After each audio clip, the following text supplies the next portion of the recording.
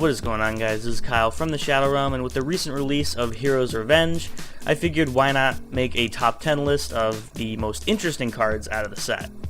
Note that this list isn't in any particular order. I just really want to look at cards that nobody's really going to be talking about, and not the really hyped cards like the reprints such as Boral Sword and the Sky Striker cards. So without further ado, let's start with number 10.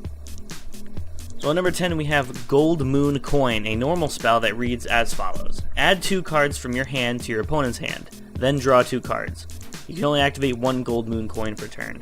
This card is just weird. I don't really see any deck, at least in the meta, that would really make use of this. There's going to be some experimentation with it, believe me, but I don't really know what cards you'd want to add to your opponent's hand to really maximize this card's utility. Let me know down below what you guys think about this one. And at number 9 we have Gingerbread House, a continuous spell that reads as follows. During your opponent's standby phase, you can have as many monsters they control as possible gain 600 attack. Then destroy as many monsters they control as possible with 2500 or more attack. And if you do, gain life points equal to the number of monsters destroyed times 500. And this attack gain is permanent. And obviously you can only use this effect of Gingerbread House once per turn. So the upsides of this card is that you get to destroy a lot of your opponent's monsters specifically. However, the ones that you leave behind are getting an attack boost, which normally doesn't really mean anything in modern Yu-Gi-Oh! However, that little boost may just be enough to get over one of your monsters. Also, gaining life points doesn't really matter in the game currently, but I mean, you could see a Romage playing this. It'd be kind of fun to try and test that out, so that's why Gingerbread House is at number 9. And number 8 we have number 76, Harmonizer Gray. It is a rank 7 fairy, light, 2700 attack, 2100 defense, and it reads as follows. It only requires 2 level 7 monsters, so it's just generic rank 7. This card's attribute is also treated as each of its attached materials attributes. Cannot be destroyed by battle with a monster of the same attribute. Also cannot be destroyed by the activated effects of your opponent's monsters with the same attribute. Quick effect, you can target 1 monster in your opponent's graveyard, detach 1 material from this card, and if you do, attach that target to this card as material. You can only use this effect once per turn, once per turn. So this card's interesting. It's actually kind of got a lot going for it. Personally, I am making a Dark Lord deck, which there are level 7s, and this is a fairy, so that really helps me a lot, but that's more casual. In the current meta landscape right now, I don't really see this doing much.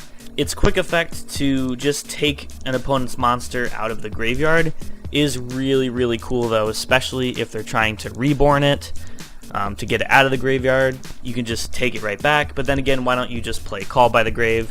The card's a lot better than this. But honestly, this card is really cool, the artwork's really, really nice, and honestly, it starts out as light, and you're most likely going to be using dark monsters, which most of the good effects in the game are from dark monsters, so you could actually just have it negated from everything, which is pretty cool. Anyway, on to the next one. And at number 7 we have Battle Wasp Nest, a continuous trap that reads as follows. When your Battle Swap monster is targeted for an attack, special summon 1 Battle Wasp monster from your hand or deck, and if you do, place 1 counter on this card, then end the battle phase. You can only use this effect once per turn. If this card has 2 or more counters during the end phase, send it to the graveyard. Battle Wasps are one of the really cool archetypes coming out of this set. It's not going to really shake the meta or anything. This card really helps the deck out, as it just special summons Battle Wasps from the deck, which is really, really nice. So I actually really like this card, just for that dynamic. And of course, it's got really nice flavor because it's a nest. So like, if you attack it, you know, another Battle Wasp comes out, or another bee comes out. So it's really cool, and that is why it is at number 7. Now, at number 6, we have Blackluster Soldier of Chaos, which is the BLS Link, essentially. It has Decode Arrows, it's a warrior, 3000 attack, and it's Earth. It requires 3 monsters with different names, so it's, you know, there's no link climbing here. It has to take exactly 3 monsters. If this card was link summoned using a level 7 or higher monster as material, your opponent cannot target it with card effects. Also, it cannot be destroyed by your opponent's card effects. When this card destroys an opponent's monster by battle, you can activate one of these effects. This card gains 1500 attack, I believe that is permanent. This card can make a second attack during the battle phase of your next turn, and then banish 1 card on the field. So there's a lot going for this card. To really maximize its effects, you have to have a level 7 or higher monster, which a lot of monsters can just be special summon nowadays, so that level 7 requirement isn't that big of a deal, especially in a deck like Orcust. Unfortunately, it is Earth, it is not Dark, so there are some limits there. What's really, really interesting about this card is when it destroys something by battle, you can just banish anything on the field, which is nuts. Non-targeting banish is kind of hard to come by nowadays, and this being in the extra deck is just really awesome, and its arrows are very, very nice. So that's why the BLS Link that we've been waiting for is at number 6. Next we have Lucky Loan, a normal spell card that reads, target one Fortune Fairy monster you control.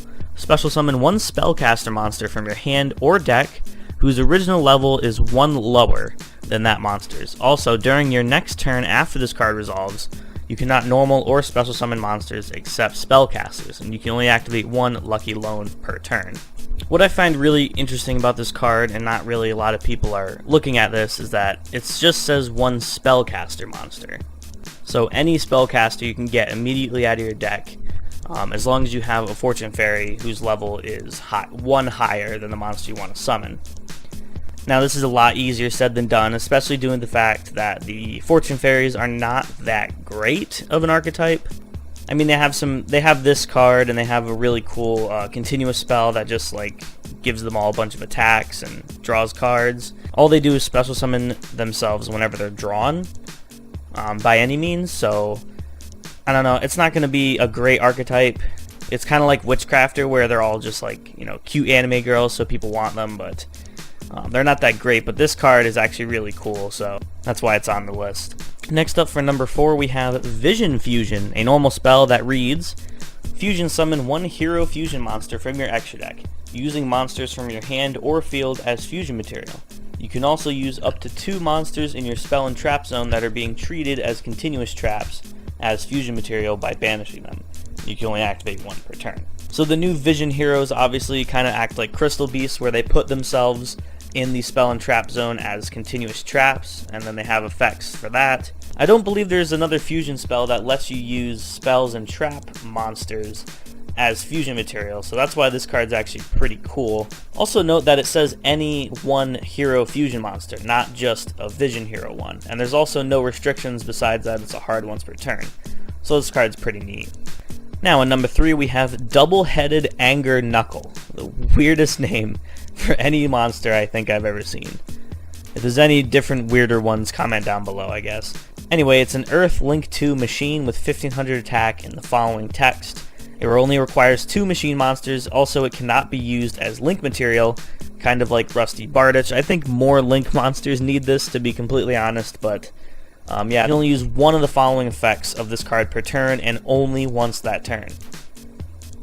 During your main phase quick effect, you can send 1 monster from your hand or field to the graveyard, then target 1 level 10 machine monster in your graveyard, special summon it in defense position but negate its effects. So obviously we're looking at rank 10 trains here. If this card is in your graveyard, you can send 1 card from your hand or field to the graveyard, special summon this card. It is a pretty nice extender, especially for just machine-based decks. It can also special summon itself back to the field, which is pretty cool. However, it can't be used as Link material, so getting it to the graveyard will be pretty difficult. There seems to be a lot of restrictions on this card, and I guess it kind of makes sense because its effects are pretty decent, so that's why it is up here. Next up we have Magical Musketeer Max, a light Link 1 fiend with 1000 attack. It only requires 1 level 8 or lower magical musket monster. If this card is Link summoned, you can activate 1 of these effects. Add magical musket spells and traps with different names from your deck to your hand up to the number of monsters your opponent controls. Special summon magical musket monsters with different names from your deck up to the number of spells and traps your opponent controls. You can only use this effect of Magical Musketeer Max once per turn. During either player's turn, you can activate magical musket spells and traps from your hand. Holy crap, this is a lot of effects for a Link 1 monster, in an archetype that pretty much desperately needed this card. Its biggest downside is that it requires your opponent to control monsters or spells and traps, which means that this card is probably better going second. But if you're going second, your opponent probably has a negate, and it's just going to negate this effect anyway, deeming it useless. Finally, at number 1 we have Avenged Savior, a Dark Link 2 zombie with 1600 attack. It requires 2 zombie monsters, so very generic. This card's name becomes Revenged Slayer while on the field. You can only use each of the following effects of Avenged Slayer once per turn. You can target one Vendred card in your graveyard, add it to your hand. During damage calculation, if this card battles an opponent's monster, quick effect, you can send one zombie monster from your deck to your graveyard. That opponent's monster loses attack equal to the level of the monster sent to the graveyard times 200 until the end of this turn. Now, I may be biased because I'm an avid zombie player, but this card is just awesome. First of all, it mills any zombie. It just says one zombie from your deck to the graveyard. So this way you can get your Banshee, Mizuki if you really need it. If you send Ballardrock, they lose 1600 attack, which is pretty substantial, and you have a Ballardrock in grave, which hopefully you have Zombie World already, and it can just come back during the next turn. Having that Foolish Burial for any zombie is just really, really nice. Anyway, that's it for this list. If there's any other really interesting cards that you guys maybe think I missed, leave those in the comments down below.